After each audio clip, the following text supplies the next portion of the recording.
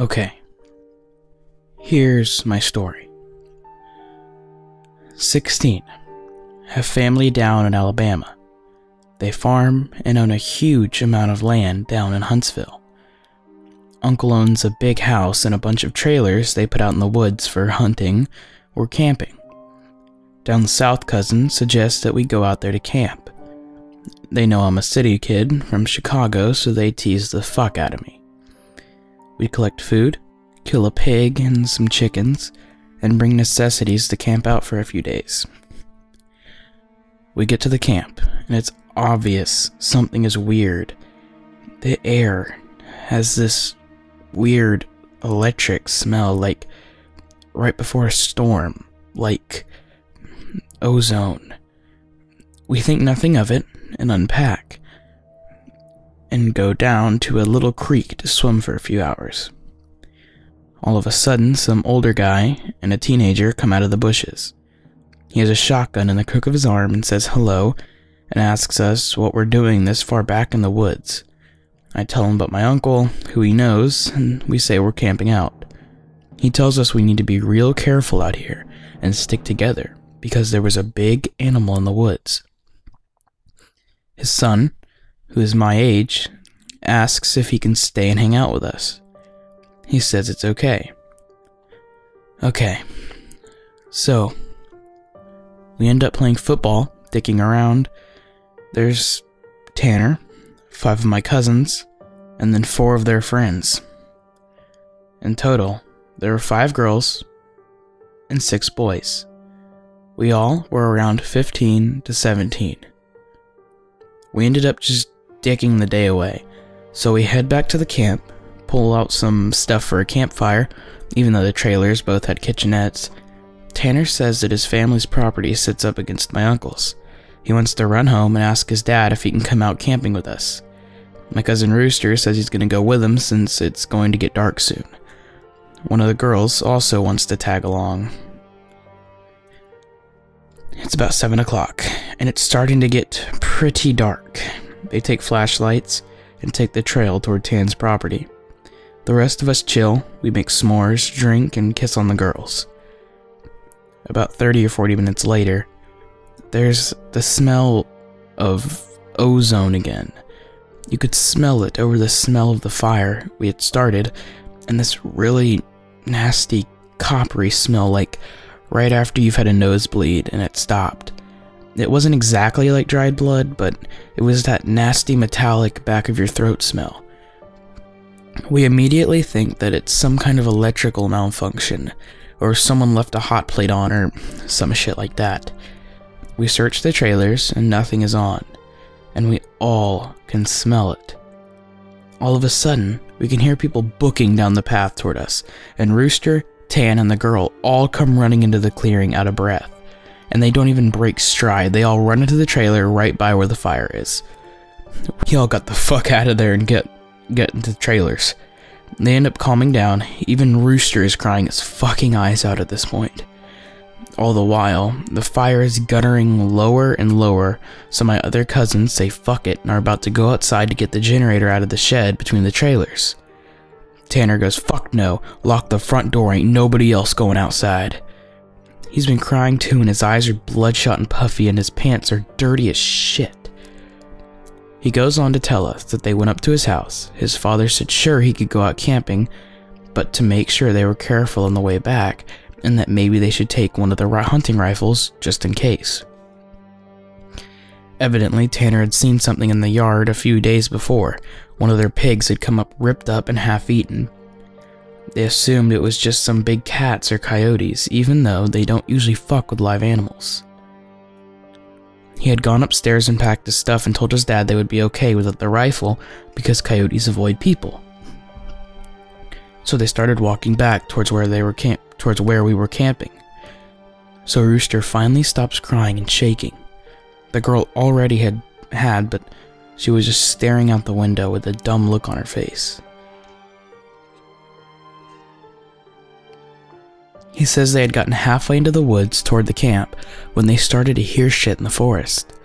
It was almost pitch black by this time, so they weren't sure at first what the fuck it was. The girl says that she heard something in the bushes right off the trail, and they all beamed their flashlights over there, and there was something standing back in the woods in a little hollow. Rooster said they had shouted at him and told him that he was scaring the fuck out of them and what a dick he was. He says that's when he realized that the guy was facing away from them.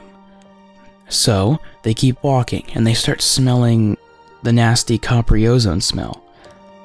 And they say that they look off into the forest on the opposite side, and it's a dude standing in the forest backwards, slightly closer to the path. So, now they start power walking and Tan keeps going. I should have taken the fucking rifle. As they're telling the story, the smell is super strong even inside the cabin. They say that after they started walking faster, that a kind of low, how do I put it, gibbering had started coming out from both sides of the woods, and they started booking it back to the trailer. The girl said she had flashed her flashlight out in the woods to the side of them and had seen something jerking itself through the woods, and the gibbering just got louder and louder. And when they could see the light from our campfire, something had come out of the woods about 40 yards behind them onto the track, and they had just flat out ran as hard as they could to the trailer. So we're out in the fucking woods, and we're assuming at this point it's some rednecks or some shit trying to fuck with us. All of a sudden, my other cousin Junior starts going on about he went to school with this native kid that was telling him about the Goatman or some shit like that. We promptly tell him to shut the fuck up because we don't need any spooky talk right now. But he just keeps going on and on about how it's the fucking Goatman and how we're in his woods and blah blah blah. Now, at the time, I had never heard of the Goatman or any of that, but then a couple of years ago, the year before I graduated from college, I had met him for a roommate and I ended up asking him about it. And to sum it up, it's basically a fucking man with the head of a goat, and he can shapeshift and he gets among groups of people to terrorize them. It's also supposed to be kind of like the Wendigo, and it's bad mojo to even talk about it, and even worse if you see it. Keep in mind, I did not know this back when I was 16, so my cousin is going, the Goatman's going to get in and fucking get us. The girls are all terrified, and my cousin and I are all fucking trying to figure out if it's just some hillbillies or if it's some animal. So, all of a sudden the smell, it just goes away. Like, to this day, I haven't even experienced anything like it. Like, usually smells fade away or get less. It just literally was there 1 second, and then not the next. Okay, so after an hour, making it around 9 or 10, we've stopped shitting bricks enough to go back outside and stoke the fire again. We figured it was just some assholes trying to fuck with us, so we don't go back home. Because we think if we do, they'll chase us through the woods or some shit like that. Okay, nothing else weird happens that night, and we stay another. And for the main part of the night, nothing happens. At about 1 in the morning, we're outside getting drunk and telling ghost stories. As someone is finishing some too spooky story, I don't remember what about, the smell comes back. It's so fucking strong that one of the girls literally starts vomiting. I stand up, and you can actually feel how clammy the air is. I say we should get inside, and this isn't right. We should have just fucking left. We all go back inside, and we're standing around, and my cousin just keeps going on about how it's the Goatman, and my cousin Rooster tries to shut him the fuck up, and all the while I'm just feeling that something is wrong, and I can't figure out what the fuck it is. We end up sitting there for a while. The smell is just as strong, and we're terrified and all huddled in this little tiny camper. We end up cooking brats for everybody because nobody wants to go outside. It's one of those packs with 4 brats. In a pack, we have a total of 3 packs. I grill them up on the stove and give everybody a hot dog. I get mine. After a while, one of my cousins gets up and goes over to the pot to get another one. He starts grumbling about how I get 2 brats and everybody else only got 1, and I look at him like he's fucking stupid. I tell him that everybody only got 1 because there were only 12 brats. If he wants more, he should open up a new pack and cook some more. That's when the girl that had been out with Rooster and Tan just starts screaming, "Oh Jesus, oh Lord, get it out!" She's crying and shivering, and then it dawns on the cousin standing up. what the fuck is wrong? Me and him both glance around the room, and then I feel my heart fucking sink. I run the fuck out of the cabin and the girl runs out with us. The trailer door is banging against the side of the trailer as everybody books out of the cabin. One of my cousin's friends asks us what the fuck was wrong. I start counting. 1, 2, 3, 4, 5, 6, 7, 8, 9, 10, 11. I shit you not, my cousin verified. There had been 12 people in the cabin, but being that everybody didn't really know each other well, nobody really noticed the whole fucking time. But there was an extra person. And then I realized that I had kind of noticed something was off. You know how when you're just dicking around and having a good time that you don't sweat the smallest shit, and you don't always keep track of certain stuff? I'm dead sure that someone else had been in the trailer with us, and that they had been there for at least a fucking day, eating with us. What makes it worse is I could figure out which one, because I don't think anyone ever actually interacted with the other person and or Goatman. The girl just kept praying to Jesus, and we're all sitting outside. Eventually we get big-ass sticks and go back in the cabin. Nobody in there. We count again, and there's 11 people. We go back into the trailer and lock the door. We explain what the fuck happened, and the girl says that she realized too, and that when he was about to say something, the person sitting next to her had grabbed her leg hard and leaned over toward her and said something she couldn't understand. So we are pretty much scared as fuck, and we huddle together, and then I fall asleep. And then I wake up, the sun is just coming up, and half the people are asleep, and then half are packing our shit up. We all want to walk back home, but like 4 people want to stay until the sun is all the way up. And some people think that we're just fucking around and still want to stay at the trailers. I just want to get the fuck out of the woods is what I want to do. The girl's name was Kyra, the one that the Goatman had touched. Anyway, I asked her if she really thinks it was something bad, and she says she just wants to go home and she doesn't want to be out in the woods alone for another night. So we decide to split people up, and the 4 that want to go can go, and that I have to stay because I have the keys to the cabin, and it's my uncle's, and I have to lock up. I'm super pissed at this point, because I feel like people aren't taking this shit seriously, and I definitely don't want to be out in the woods for a whole nother night. So I spend the rest of the day trying to convince the rest of the people, now 4 girls and 4 guys, to get the fuck out of Dodge. Tanner leaves with them to go get a rifle and says he's going to be back. So there are just 7 of us left. It's about 4 p.m. At around 5 p.m. he hasn't made it back yet, and we're getting extremely antsy. And the only reason I stopped begging them to go back was because he went to get a gun. It's about 5:30 p.m. or so. When the one cousin that did stay says that the girl Kyra is outside, we all look outside, and sure enough, she's standing by the fire pit with her back to the cabin. And I'm just thinking she was so fucking scared, why the hell would she come back? And then I get this nasty feeling in my gut. Keep in mind, the whole time the coppery smell has been gone, but now I realize I can smell just a twinge of it. I say this to the rest of them, and everybody. These are the people that wanted to stay in the fucking woods after we had got the goddamn Goatman in our midst. Everyone's laughing at me and asking did I set this up to scare them. I'm looking at them like, I am not fucking bullshitting you at all right now. I ask them why the fuck would I play like that. So one of the girls goes outside to get Kyra. She gets halfway to her and stops cold. Kyra starts heaving. I don't know how the fuck to describe it. Sort of like if someone with their back turned was laughing without actually making any sound. It was this fact that made me realize there was not a fucking sound in the whole woods. It was dead silent. This was like late September, so it was still fairly hot at the time, but it was super chilly some days too.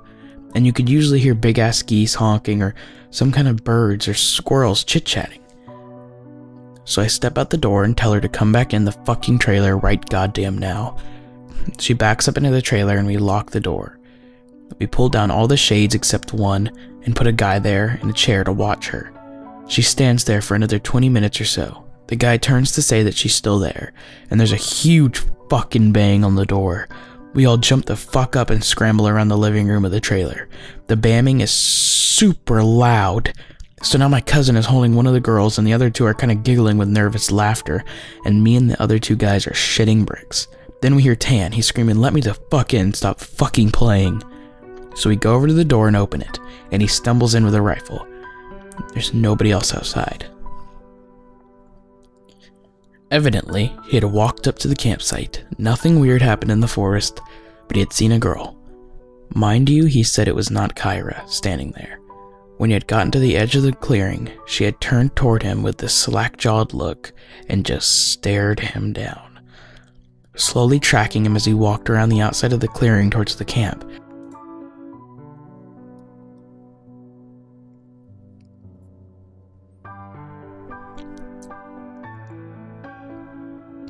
He said it wasn't till he was almost halfway to the trailer he had realized that she was getting closer to him. She had started off by the fire, and without him even seeing her move, she had been turning and basically inching closer. He said he just ran the rest of the way back to the cabin thinking it would open. And when he got to the door, it was locked. He turned and it was about half the distance to the door. He looks around the room and then gets super pale. He pulls me to the side and whispers in my ear, "You know there are only 7 of us in here, right?" I get that feeling where your stomach drops. It had been back inside the trailer while we were sorting out who was going where. And then when we all went outside to talk earlier in the day, it had just slipped right back in. We looked out the window and there's nobody out there. So we recount everyone, and then basically I go over and ask everyone how many people were here earlier, and everybody says 8. I say, well, how many are here now? They all do the counting and then realize there are only 7 people in the cabin. So Tan had brought back a couple boxes of ammo and his rifle, and he had told his dad that there was some kind of animal in the forest because he didn't think his dad would believe him if he said it was the Goatman. He says that his cousin is supposed to be coming down in a few hours, and that in the morning we can all go back to his place and his cousin will drive us home. Now, I'm really fucking terrified, but I at least feel better because we can go back, we can be American and shoot the fuck out of whatever it is if it comes back. But then my cousin gets into this huge argument with one of the girls because she thinks that I'm trying to be funny and prank them, and that she's getting really scared and that I'm not funny. He keeps telling her I'm not that kind of person and says, well, how do we know the girl wasn't just Tanner in a wig? Or if it's really the Goatman, how do we know that this is the real Tanner and that Goatman just didn't kill Tanner in the woods and take his gun?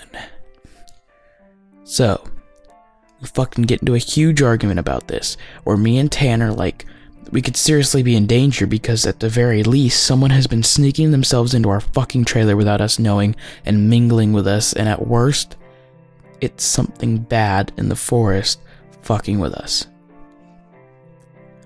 One of the girls is crying and saying she wants to go right now, and we're trying to tell her we shouldn't because none of us are walking through the woods in the middle of the night. At this point, the sun is starting to go down and it's getting a little cloudy out.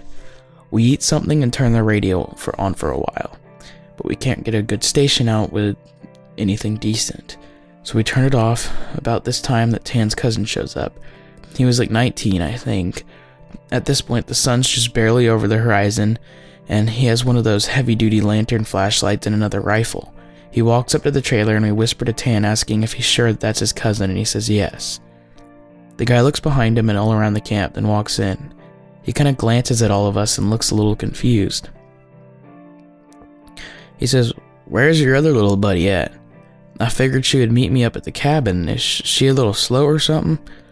He also asked whether he had been cooking blood in the whether we had been cooking blood in the cabin, because it smelled like bloody and hot pans all the way up the trail.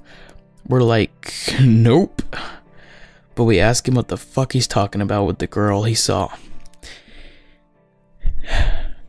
He had come down the trail Tan had been using, and that he had come up on one of you guys' buddies, standing in the middle of the trail, looking at him slack-jawed.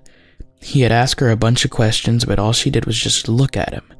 Then she smiled at him, and he said he kept walking, but she couldn't seem to keep up with him and kept lagging a little bit behind him.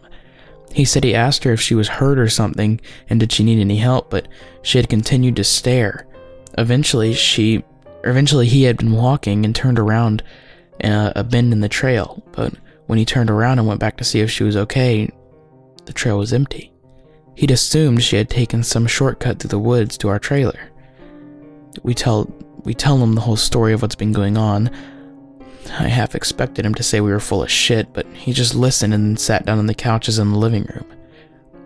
So, Tanner's cousin gets back to the girl. He says when she had kept trying to lag behind him, it had kind of weirded him the fuck out, so he tried to keep her in front of him. But no matter how slow he walked, she was always lagging a little behind. And that he smelled this nasty smell, and it got stronger as he got to the camp. He said eventually it got really strong. She had said something really low that he didn't catch, and he had turned and she had been right the fuck up on him, and he stepped back from her. It was at this point he asked her if she was okay, and if she wanted him to carry her back to the rest of the way, and she just kept staring. He said he reached out for her, as in to grab her on the shoulder, but he must have misjudged the distance because she was off to the side where he had put his hand. Like she had moved while he was looking dead at her. So at this point we know this shit's real unless Tan is playing a joke, which we can tell he's not because he's almost pissing his pants. So they load up their rifles, we eat some more, and we just kind of sit around until about 11. To this fucking day, every time I think about this, I really pray to God that it's some huge prank that my cousins played on me and just never revealed, so I would shit for the rest of my life.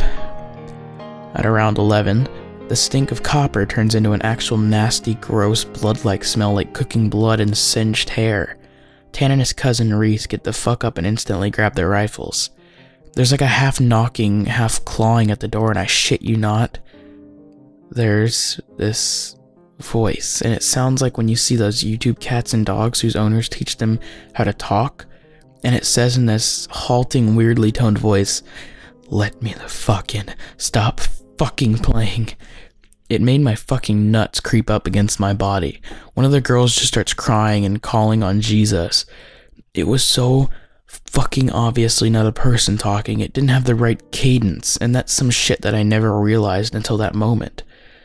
But all the people have a certain cadence when they talk. No matter what language, all people have a certain kind of rhythm to talking. This shit didn't have any kind of cadence or rhythm. One of those YouTube cats, that's what it fucking sounded like outside the door. So now I'm in full terror mode. We keep yelling outside, "Who is it? Stop fucking around, man." And it just keeps saying "in" or "let me the fuck in" for almost 15 minutes. It sounded like this almost just not funny.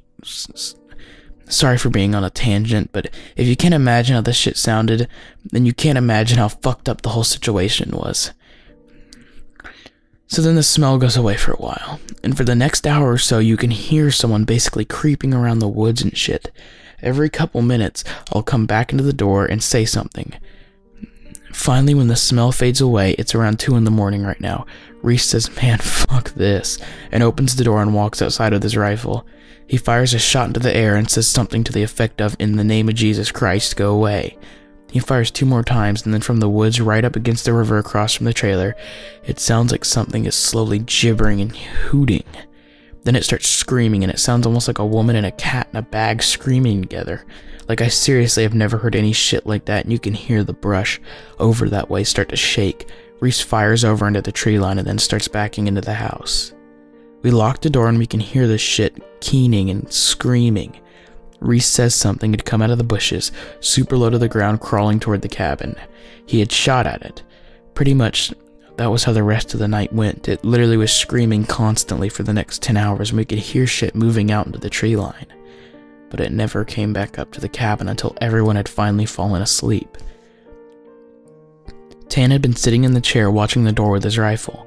Nobody else heard or saw this, and he told me 2 days later after the whole thing was over. He said it had been nodding off after the screaming and noises finally stopped.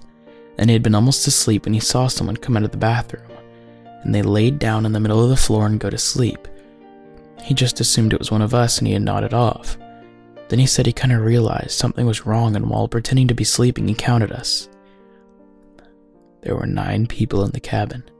He basically didn't want to try to shoot at the fucking thing in the cabin and have it kill us then and there, or have Reese wake up and start shooting at it and then we kill ourselves. So he just stayed awake all night pretending to be asleep. He said sometimes it would stand up and kind of do this weird jittery thing or heave like it was laughing, but then it would lay back down.